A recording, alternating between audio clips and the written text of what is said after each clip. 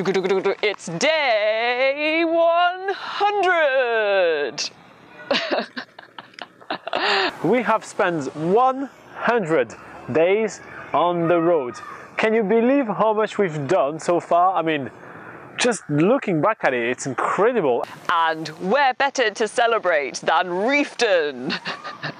Where the hell's Reefton? It's on the west coast of New Zealand, on the South Island, and you may laugh because you've probably never heard of Reefton, but actually after the day we're going to have, we are pretty happy to spend it here. It is full of epicness and enjoyment.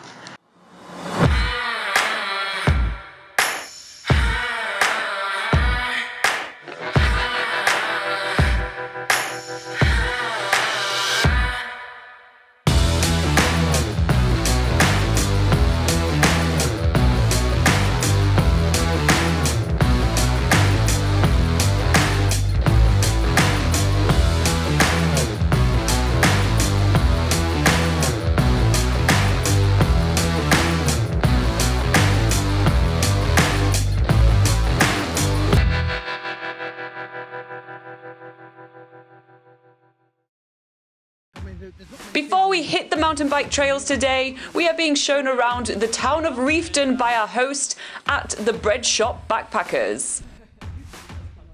Trevor is showing us around the historical sites of Reefton because Reefton actually used to be a thriving mining town back in the day. At the eyesight, there are some old mining machinery to have a look at as well. And did you know that Reefton actually used to be the first town in the southern hemisphere which distributed electricity to the public? Trevor also finds the time to introduce us to quite a few locals, and this is basically how we write backpackerguide.nz. When we do not know anything about a town like Reefton, we just ask around. So we meet Paul, which is the owner of this lovely cafe which has amazing treats, awesome hot chocolate and yummy cakes, and we just ask him what he likes to do in Reefton and what he thinks Reefton should be famous for, and all he's talking about is mountain biking. He tells us that Reefton has some of the best mountain biking tracks in the country and some of the best landscape in the country as well. They are accessible and stunning, so he invites us to join him into a mountain biking trip.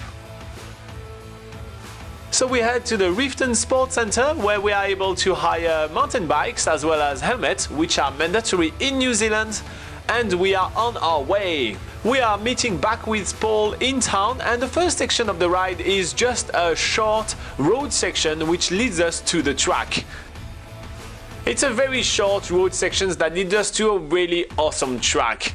The track has been made through forestry land as well as old mining lands, and it is engulfed with the heaps of history that Paul is keen to really share with us. The first section goes through a massive pine forestry area, which is the industry that has taken over from mining in the Reefton area. Then it's quickly up to the fun part.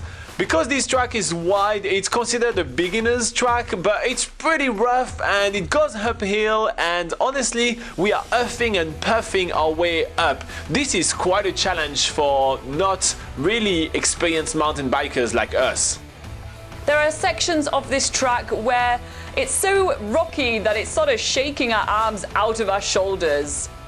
The name of this track is the Lookout Track because, well, I'm guessing it's going to take us to a lookout any time now after we've done this steady uphill climb. But it's a good feeling when we reach the top of the Lookout Track. We get these awesome views of Reefton and the famous river that passes through, which is famous for trout fishing. I think the river's called the Ingahua River, but I'm not quite sure how to pronounce it. Paul's also taking the time to show us other mountain biking tracks that we can see from up here, as well as the main sites of Reefton. For the way down, I'm gonna do something quite fun just to show you guys how rough the track was and how much fun we had. I'm not gonna be using the stabilizer, and I'm just gonna show you exactly how it felt.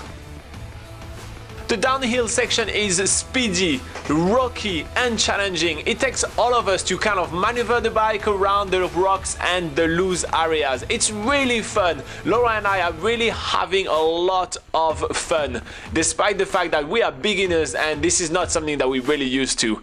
I would definitely recommend people to try mountain biking on an easy and wide track like this one at the first time, just because, oh my god, I cannot believe doing that on a very narrow path is something that people do for the first time. I just can't. This section of the track is called the zigzag track, and we can see exactly why as it zigs and zags its way down the mountain.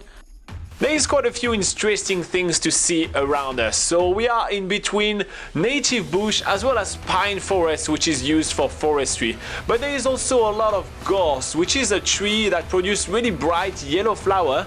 Actually, it's more of a bush than a tree, and this was imported here in New Zealand by the early settlers. They were using this bush as natural fences for sheep paddocks. And I feel like most of this gorse is hitting me on the face on the way down.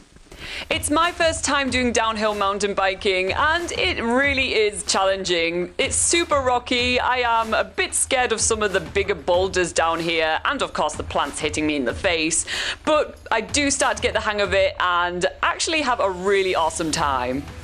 After having experienced the thrill of downhill mountain biking, we are finally getting out of the forest and getting on with our journey. The first stop is one of the main sites of Reefton, which is an old mining site, and there is some really awesome displays where you can look through them to see what was here back in the days.